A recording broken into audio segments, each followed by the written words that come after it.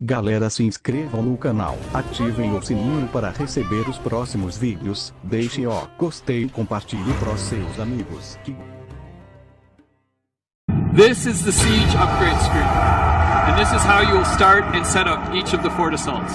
On the left you see your army, and you can choose from the war chiefs you have who you're going to bring to fight along with you.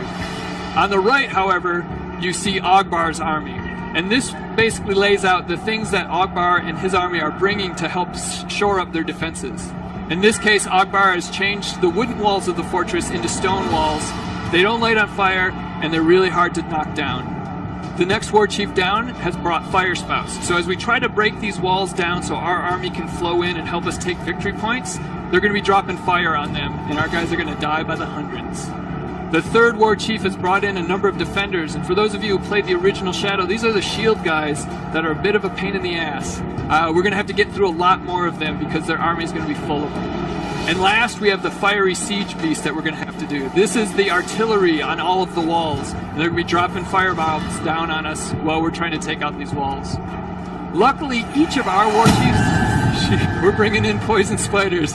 Awesome. Each of our war chiefs allows us the choices of what we want to bring in to try to defend, defeat the defenses. In this case, we're going to bring in a bunch of poison spiders. We're just going straight poison. I like it. Poison spiders, poison siege beasts. We're bringing in savage hosts. These are dual-wielding lunatics that can really chop through an army pretty fast. And finally, we're going to bring in sappers. And these are the crazy dudes who all they really want to do is run around, light things on fire, and blow themselves up. They're really useful for going through those front doors if we can, or trying to take out walls. So Ellie's picked her stuff. Let's start that fort assault.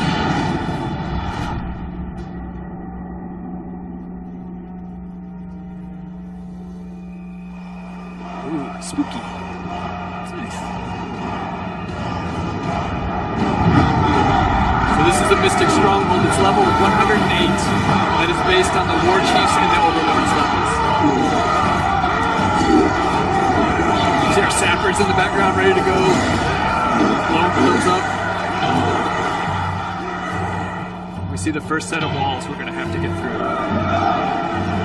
I can see you out there, man filth! And I can see your army! If I squint, I curse your warriors to fall before these walls! I curse your blades to shatter against our armor! I curse your body to cast out the elf race and bleed out on the field! The lads are itching to get in there, Master. The way I read the signs, our victories are sure. It's all in the interpretation! So we've seen our army, we've seen two of our war chiefs. We're ready to assault.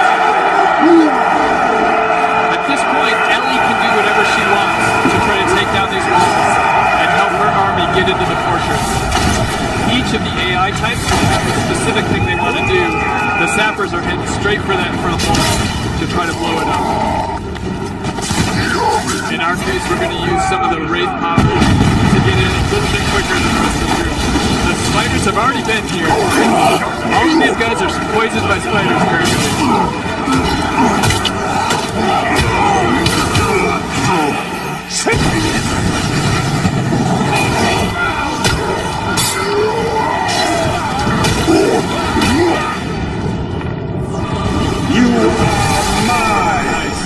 So because he was poisoned, we damaged him very quickly. We were able to dominate him. And this is actually how you build your army in the open world. You identify Uruks that you want to be on your side, that basically augment your playstyle and what you want to do, and you can dominate them and recruit them. You can also shame them or fight them to death. What are you going to do, Ellie? Recruit. You will serve me! We're early enough in the... He serves. We're early enough in the fort assault that recruiting him means that he will actually help our army take over the rest of the victory points. Technically, we can do it later too. But he'll be able to help now. With the sight of your fist, that's your big size!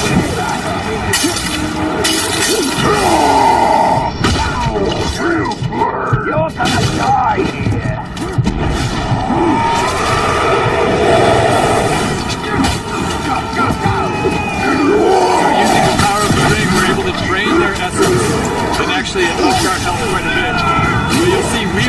currently poisoned.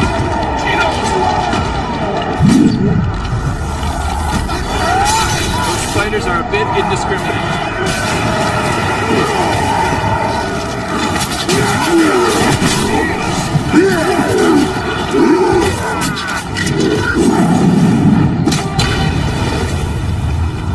So we've gotten enough of our guys onto this capture point to actually take it. So our army is now moving on to capture point B.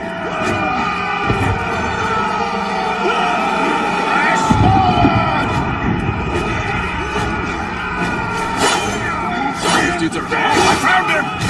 They're excited to get to the second victory. So you see our health going up, and we've added one more to our ranks.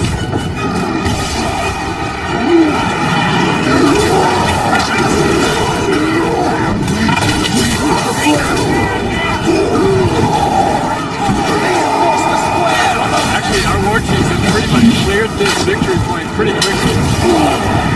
A little bit of craziness. Oh, the last war chief.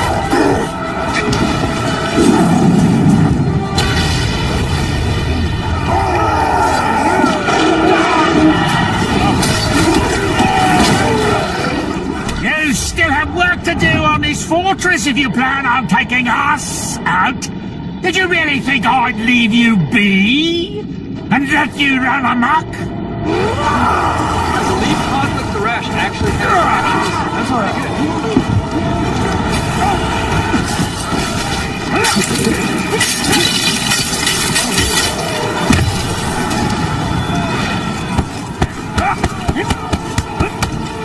We'll knock some of those rashes off. He's tough, man.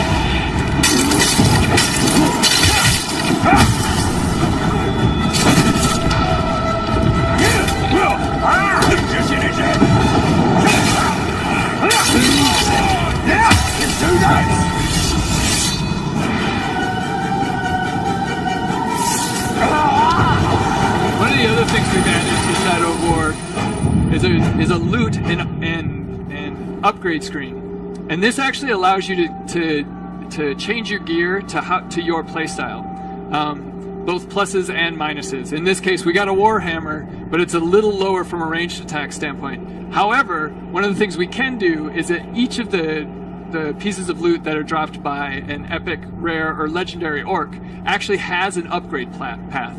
So in this case, if we do the unlock challenge, it'll actually make us that much stronger. And there's a number of things from his cloak to his armor to his swords that all have these types of upgrade paths.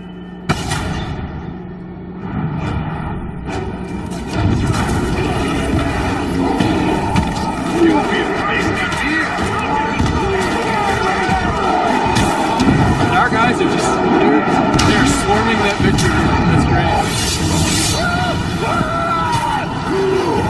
Taking out enemy captains left and right.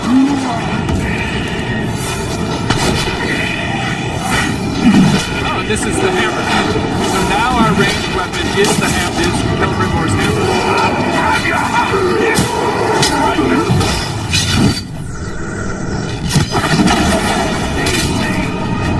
Chain executions.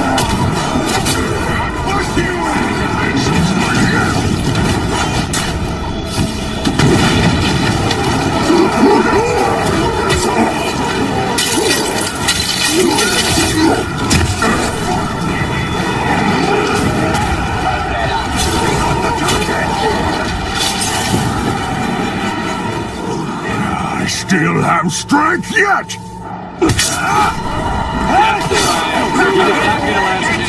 While you're in here flailing that useless blade of yours around, my troops will be ripping yours to shreds.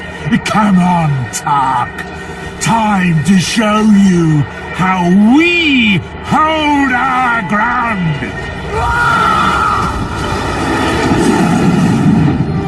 Not very well, as all of our war chiefs has made it very easy to capture this point.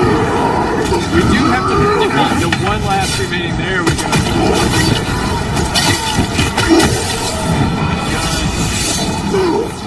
So by taking all 3 victory points and defeating the 3 war chiefs, it actually opens up the its lair. And because of the Nemesis system, each overlord is going to be unique based on their interactions with you and their traits, their strengths, their weaknesses. These are all defined by those interactions. So each of these sort of final mini boss battles is going to be different depending on how you play through the game.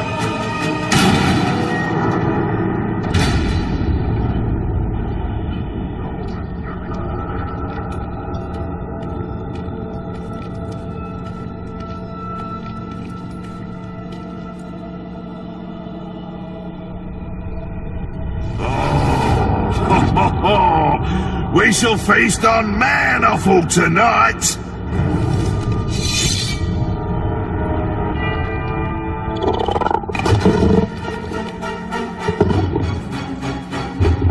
guy is pretty capish.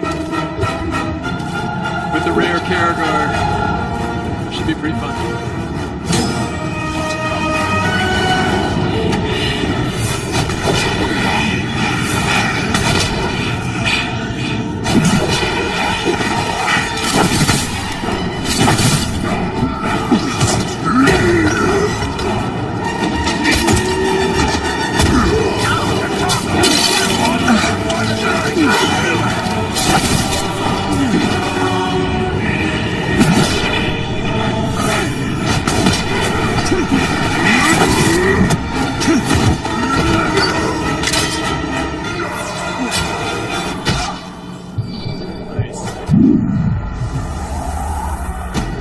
One of the things that this Overlord has is he's surrounded the arena with archers.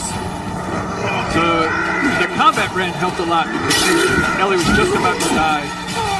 So combat brand gave her a bunch of health back and added a member to our offense.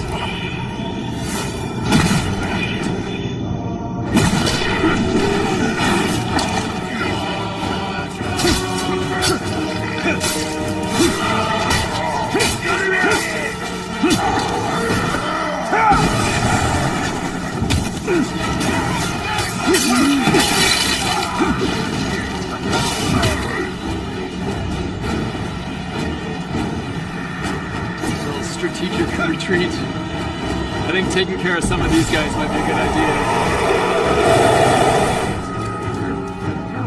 So now they will no longer be firing on us. Oh, there's a whole suite of them. Holy cow.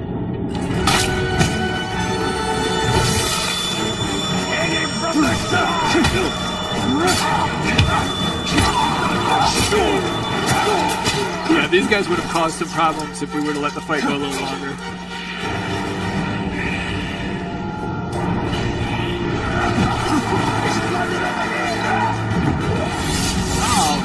He was just burning the whole time. Done. That made it a little easier. Excellent. Well, you know, damage over time, that works too. You don't have to chop everyone's head off. It's true.